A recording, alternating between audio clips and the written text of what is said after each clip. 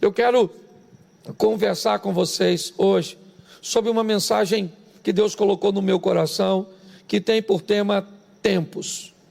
Nós estamos vivendo o ano do reconhecimento e, com certeza, tudo isso que estamos enfrentando está nos dando a possibilidade de olhar o que Deus está fazendo e para onde a igreja está indo nesse ambiente de mudanças. Eu conversando com o Dr. Benny numa das minhas lives, ele disse: pastor, a igreja depois disso nunca mais será a mesma. A maneira de transmitir, a maneira de se comportar, a maneira de ouvir, a maneira de assistir, tudo está mudando. Então entendemos que é um tempo de mudança para todos nós. E eu quero ler um texto de Eclesiastes, no capítulo de número 3, no versículo 1, diz assim: tudo tem o seu tempo determinado, e há tempo para todos os propósitos debaixo do céu. Eu queria que você fechasse seus olhos neste momento e vamos orar. Senhor nosso Deus e Pai, o Senhor continua onde sempre esteve, no trono da sua glória. A tua igreja, ó Pai, ela resistiu a tantas coisas, a tantas adversidades, a tantas perseguições, e ela sempre se manteve de pé. E em nome de Jesus, dessa vez não será diferente. Em nome de Jesus, nos ajuda todas as igrejas, aqueles pastores que sequer, ó Deus, têm condições de fazer uma transmissão ao vivo. Abençoa essas igrejas pequeninas, sem recursos, ó Deus, em nome de Jesus. Ó Pai, que a tua igreja saia mais forte do que entrou, atendendo todas essas demandas da atualidade. Pedimos a tua bênção sobre nós, em o nome de Jesus. Amém. Glória a Deus. Bom, gente, eu quero conversar com vocês sobre o tempo que estamos vivendo e entender que tudo tem o seu tempo determinado, né? Para tudo tem um propósito, para tudo tem um tempo, e a maturidade é o que nos faz sobreviver a essas mudanças, e muitas vezes mudanças que trazem consigo intempéries. Assim como as estações, cada uma traz, né, uma qualidade diferente, quer frio, quer calor, quer um ambiente ameno, quer flores, frutos e tantas outras coisas. A nossa vida também, ela é regida por tempos. E se nós respeitarmos os tempos, entender que seja ele bom ou seja ele ruim, ele não vai durar para sempre. Esteja você hoje num ambiente confortável, provavelmente isso não foi para sempre. Você já teve seus desconfortos. Esteja você hoje num ambiente desconfortável, isso também não foi para sempre. Em algum momento da sua vida, ainda que seja na infância, na adolescência, no início do casamento, naquele emprego que você tinha, naquele namoro que você estava, naquela igreja que você congregava, no ministério, com certeza, no seu passado há registros de vitória, de fracasso, porque tudo isso faz parte do contexto da nossa vida.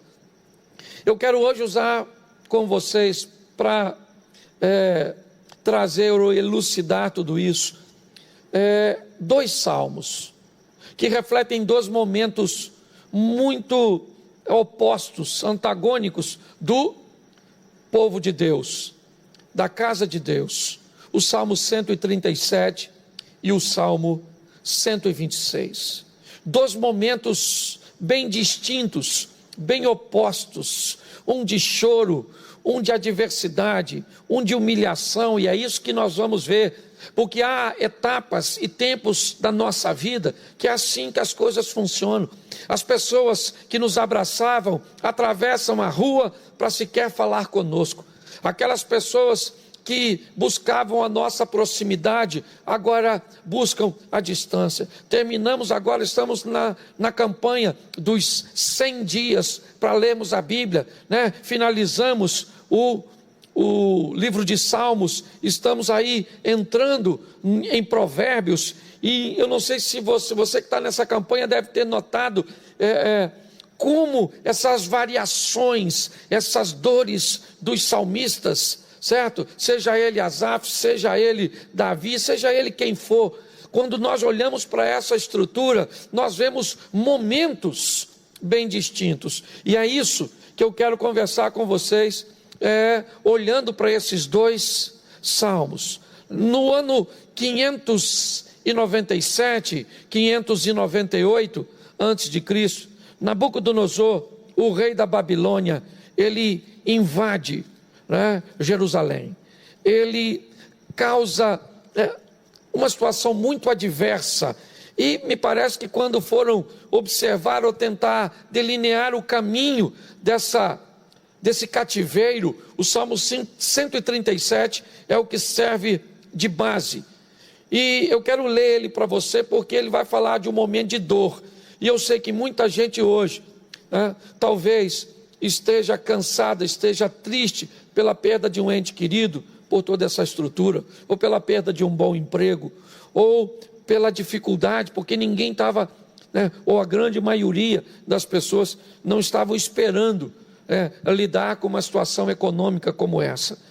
Então preste atenção no Salmo 137, ele diz assim: às margens dos rios da Babilônia, nós nos assentávamos e chorávamos, lembrando-nos de Sião. Nos salgueiros que lá havia, pendurávamos as nossas harpas, pois aqueles que nos levavam cativo nos pediam canções, e os nossos opressores queriam que fôssemos alegres, dizendo: cantem para nós um dos cânticos de Sião. Mas como poderíamos entoar um cântico ao Senhor em terra estranha? Se eu me esquecer de você, ó Jerusalém, que a minha mão direita se resseque, que a minha língua fique colada no céu da boca, se eu não me lembrar de você, e se não preferir Jerusalém a minha maior alegria. Contra os filhos de Edom, lembra-te, Senhor, do dia em que Jerusalém foi formada, pois diziam: arrasem, arrasem Jerusalém até os seus alicerces. Filha da Babilônia, você será destruída. Feliz aquele que destruir o mal que você nos fez. Feliz aquele que pegar os seus filhos e esmagá-los contra pedras. Deixa eu conversar um pouquinho com vocês sobre o tempo que eles estão vivendo aqui. Primeiro, já dá para notar que é um tempo de choro, que é um tempo de dor, que é um tempo de tristeza, que é um tempo de amargura. E o que é isso? Isso é um tempo apenas. Quando nós olhamos para trás, vemos Israel provando maravilhas através de Moisés, vivendo coisas extraordinárias através de Josué, vivendo momentos fantásticos do lado de Saul, de Davi, de Salomão. Ao olhar para o passado, nós vamos encontrar tempos gloriosos de expansões territoriais, tempos de vitória, tempos de riqueza, tempos de milagre, mas eles passaram. O tempo de dor, ele precisa ser encarado com sobriedade, porque ele faz parte da nossa história. Um dos homens que nos serve de símbolo para elucidar isso é Jó. E no ápice de suas dores, ele disse: receberia eu o bem de Deus e não o mal? Preste atenção, alguém com a maturidade suficiente para entender: o meu Redentor vive e ele virá. O meu fim não será nesse caos, não será nessa dor. O Salmo 137, ele é uma realidade para muitos de nós neste momento. Ele é um momento de dor, é um momento de choro, é um momento de perda. É assim que funciona. E o que é isso, pastor? Isso é um tempo. Um tempo. Vamos lá. O choro pode durar uma noite, mas a alegria vem ao amanhecer. O que é isso? Noite e amanhecer. Tempos opostos. Não coloque isso como 12 horas, como 24 horas, olhando a expressão dia como um ciclo de 24 horas. Não. Olhe esse texto dizendo: o choro dura um tempo de escuridão, um tempo tenebroso, um tempo de dificuldade, um tempo de escassez, um tempo de perda, mas a alegria vem ao amanhecer, um tempo onde as coisas serão elucidadas, onde a luz vai brilhar, onde o milagre vai acontecer, onde a porta vai abrir, onde a situação vai mudar. As pessoas sequer têm maturidade para ler o texto numa visão mais ampla. Esperam chorar um período de 12 horas, de 18 horas, o que seja, ou de 24 horas. Vai amanhecer e breve. Deixa eu te falar uma coisa: esse povo está indo para o cativeiro chorando, é verdade, e vai ficar 70 anos lá. O que foi isso? Uma noite, um período de escuridão, de escassez, é o que eles estão vivendo. Então nós não podemos nos acovardar, nós temos que nos manter firmes. O tempo é de choro, assentávamos e chorávamos, lembrando-nos de Sião. O tempo é de saudosismo. Ele diz assim, nós nos lembrávamos de Sião, e como vamos cantar os nossos hinos, ou celebrar as nossas festividades em terra estranha. Preste atenção, tem etapa da sua vida que você vai ter que refrigerá-la com saudades, não tem problema nenhum. Olhar para o passado e lembrar o quanto você ganhava, o quanto você era feliz. Aliás, é muito importante no momento de dor você dar uma olhadinha para trás e pegar alguma coisa, sabe? Um suor, talvez como um hipopótamo, que por pele tão frágil, praticamente soa um protetor solar, sabe? Algo que vem de dentro para fora, suas lembranças do que Deus já fez, do que e de como Ele agiu. É isso, o povo está...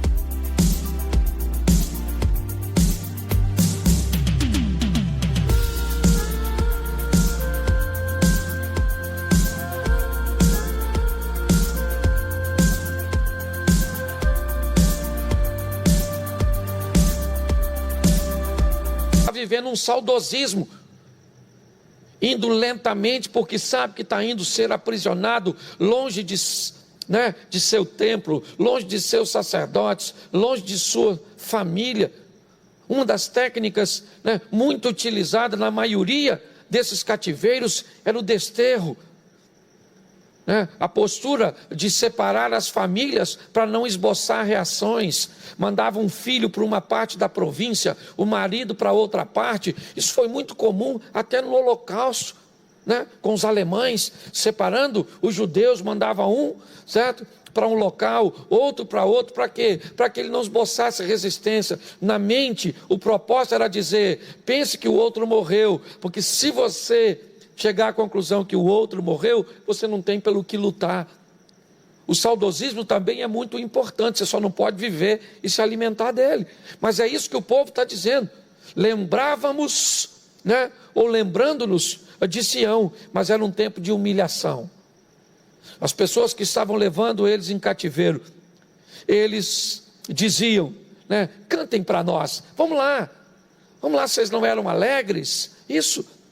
Há etapas da nossa vida, querido, que nós vamos atravessar humilhações, e às vezes elas virão de pessoas que não deveriam fazer isso.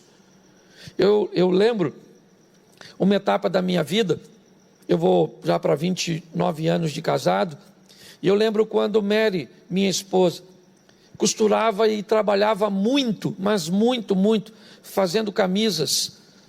Enquanto ela estava trabalhando dentro de casa, ali, eu lavava a roupa, eu arrumava a cozinha, às vezes fazia até comida, que não é muito meu forte, e por muitas vezes eu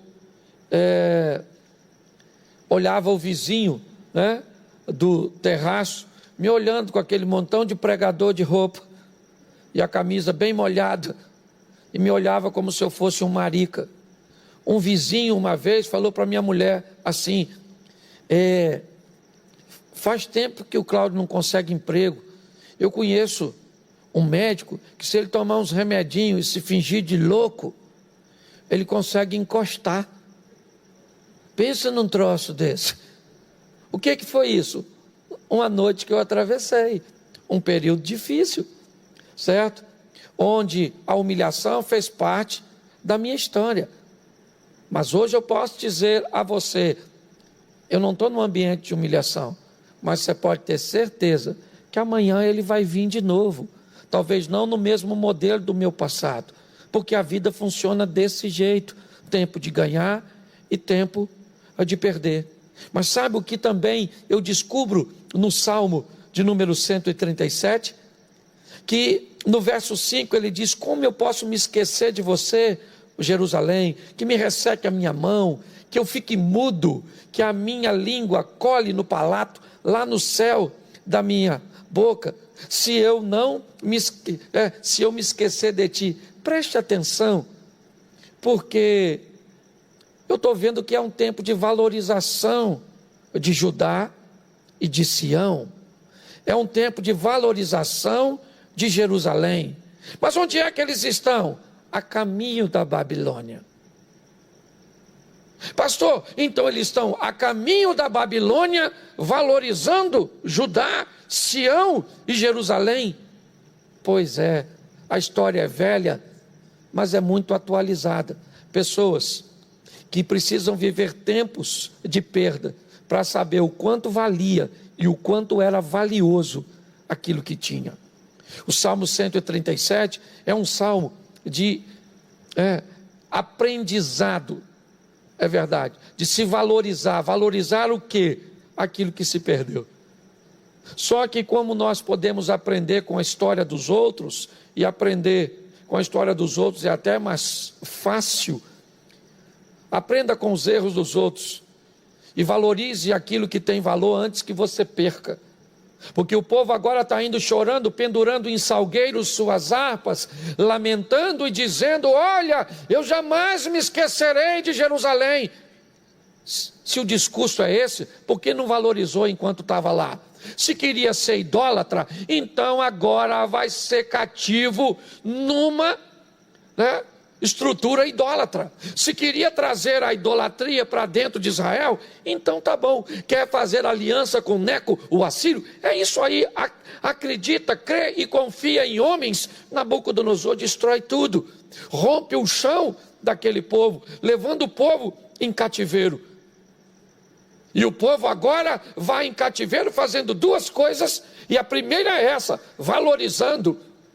Oh, quem me dera estar em Jerusalém. Oh, Jerusalém, jamais me esquecerei de ti. Então por que não valorizou enquanto tinha? Mas o pior não é o que eles fazem agora, é o que eles fazem num texto que provavelmente, quando eu li para você, principalmente o verso 9, deve ter te escandalizado. Um povo de Deus dizendo assim no verso 9: feliz aquele que pegar os teus filhos e esmagá-los contra pedras. Olha bem, Esse povo que está indo para o cativeiro, eles precisam botar a culpa desse feito em alguém, e a culpa é dos edomitas, é dos babilônicos. Os babilônicos é que são maus, porque os babilônicos são fortes, se apoderaram deles. Mas espera aí, quem é que tirou esse povo do cativeiro egípcio, que durou 400 anos? Que povo é esse que ganhou batalhas sem usar uma arma? Esse é o povo de Deus, que fez tudo errado e quando caiu na mão dos opressores, agora querem colocar sentença. Lembra, Senhor, dos edomitas, lembra deles, pegue os filhos dele, a posteridade deles, arrase, mate os seus filhos. É muito bonito, né? Olhar para um discurso desse, de vingança. Mas eu acho que a pergunta certa era fazer: por que é que nós estamos indo em cativeiro? Se o nosso Deus é o Deus Todo-Poderoso, o que está acontecendo aqui? O mesmo que aconteceu com Jó? Não. Aqui é colheita daquilo que se fez. Quando nós olhamos, seja forte o suficiente para colher o que plantou, como foi forte o suficiente para plantar. Porque tem gente que só é forte para plantar, mas não é forte para colher. Esse povo agora estão lançando palavras muito ruins contra os babilônicos. Pegue as crianças. O que é isso? É vingança. Por quê? Porque olha o que eles estão fazendo conosco. Eles não estão fazendo nada. Não.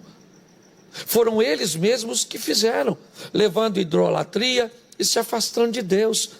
Então, quando olhamos para esse Salmo 137, o que vemos? Choro, vemos humilhação, vemos saudosismo, vemos valorização daquilo que se perdeu e vemos alguém que está querendo colocar a culpa nos outros, porque aceitar que é culpado do próprio caos que lhe está acontecendo vai machucá-lo mais ainda. Dizer que um casamento acabou por causa do seu comportamento, dizer que a sua empresa faliu porque você administrou mal, dizer que você desviou porque você era fraco, vai te machucar demais. Então vão botar a culpa no cônjuge, na mãe do cônjuge, vão botar a culpa da falência no sistema econômico, na carga tributária. Vamos colocar o problema de eu ter desfalecido na fé do pastor, de alguém que me trouxe escândalo, porque isso é muito comum acontecer.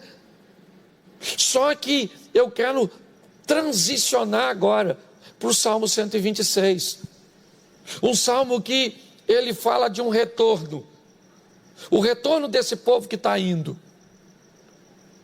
O retorno desse povo que está voltando 70 anos depois.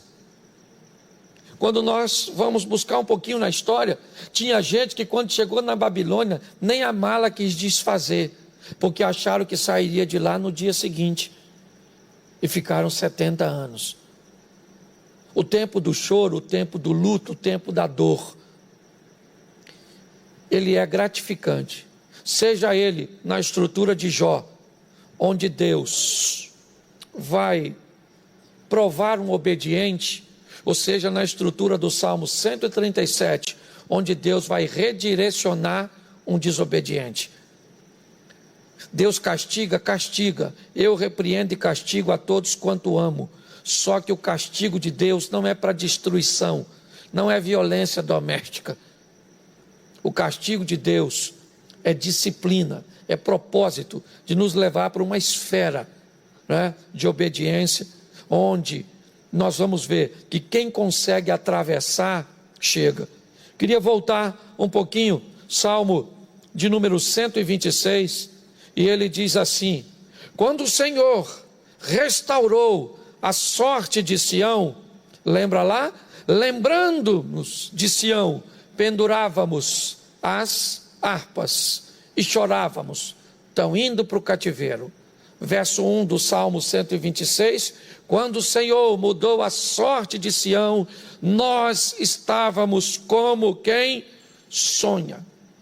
Então nossa boca se encheu de riso, e a nossa língua de júbilo, e entre as nações se dizia: grandes coisas o Senhor tem feito por eles.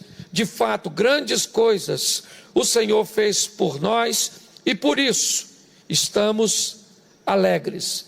Restaura, Senhor, a nossa sorte como as torrentes do Neguebe. Os que com lágrimas semeiam, com júbilo ceifarão. Quem sai andando e chorando enquanto semeia, voltará com júbilo, trazendo os seus feixes. Salmo 126, ele é um salmo que fala de alegria. Nós estávamos como quem sonha, nossa boca se encheu de riso. Salmo 137, às margens dos rios da Babilônia, nos assentávamos e chorávamos.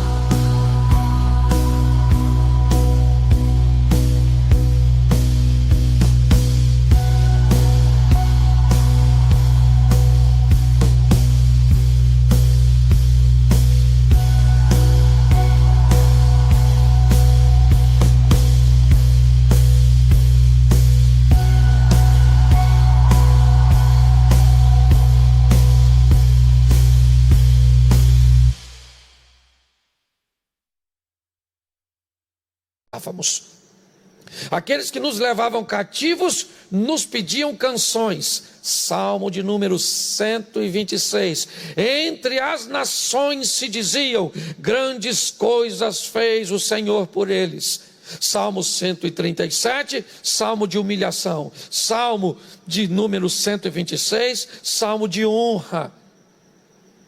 Quando nós olhamos para isso, nós vemos este povo reconhecendo: grandes coisas fez o Senhor por nós. Ele diz: restaura, Senhor, a nossa sorte. Um ambiente de recomeço. Deus está dando a oportunidade para esse povo voltar. Olhamos para este salmo e vemos que esses aqui aprenderam a valorizar suas lágrimas. Ele diz: quando nós estávamos saindo, estávamos andando e chorando. Mas eu acho interessante, ele diz e faz uma alusão: os que semeiam em lágrimas, com júbilo ceifarão. Quem sai andando e chorando enquanto semeia, voltará com júbilo, trazendo seus feixes. Me parece que aqui ele está descrevendo aquele ambiente, ou aqueles que estão retornando. Quando nós estávamos indo, nós estávamos chorando. Nós estávamos descobrindo naquela dor que perdemos as coisas mais preciosas que tínhamos. Então mudamos de postura. Foi na Babilônia que Daniel e seus 3 amigos fizeram coisas extraordinárias. Foi com a transição, certo, do Império Babilônico para o Medo Persa que o povo recebe a autorização para retornar à sua terra. É em todo aquele ambiente que quer Neemias, quer Esdras, ou tantos outros, Zorobabel e tantos outros fizeram a diferença. Por quê? Porque o tempo mudou. Aquele tempo de dor passou e veio um tempo de alegria. Mas eu gostaria, e não tenho muito tempo para falar sobre isso, mas eu gostaria que depois você desse uma olhada o que aconteceu depois do Salmo 126. O que aconteceu com esse povo depois que ele voltou? Será que o Salmo 137 foi a última dor desse povo?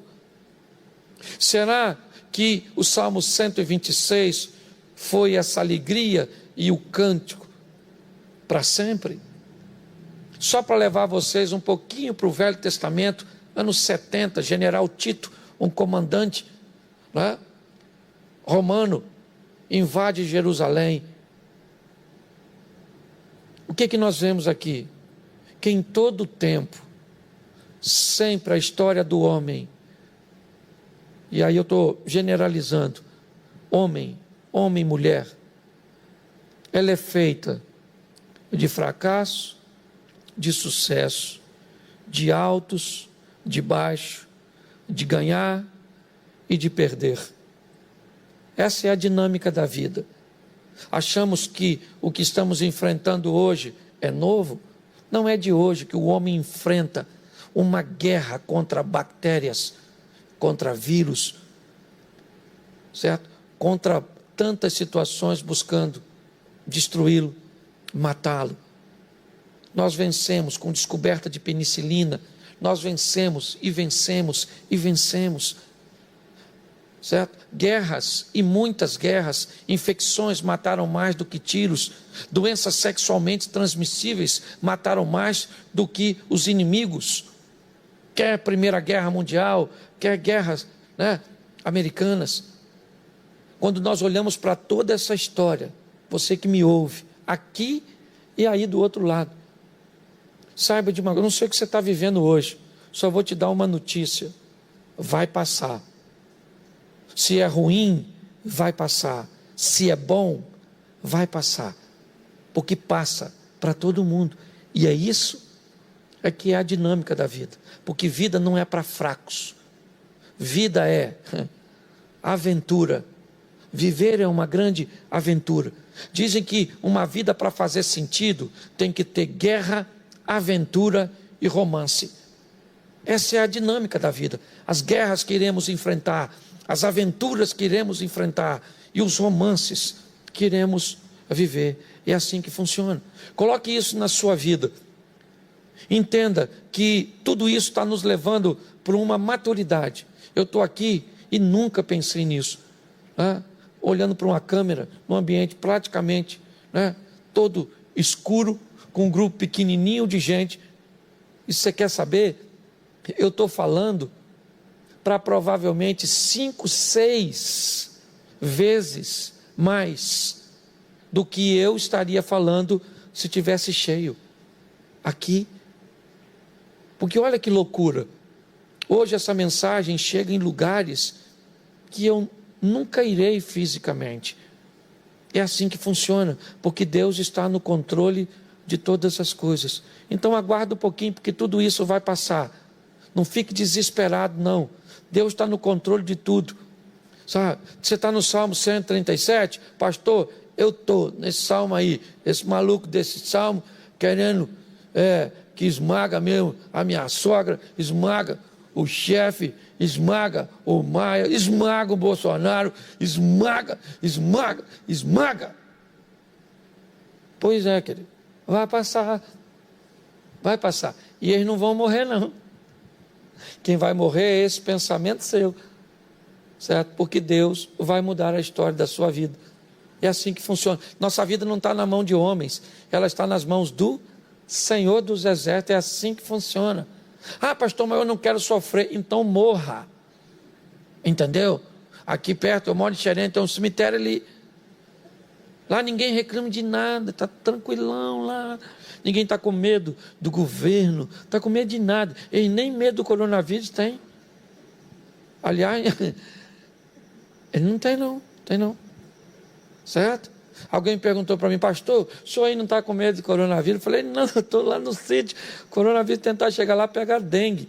Lá tem tanto mosquito, porque eu levo na brincadeira. É assim que funciona. O senhor é louco? Louco é você que está achando que sua vida vai acabar desse jeito.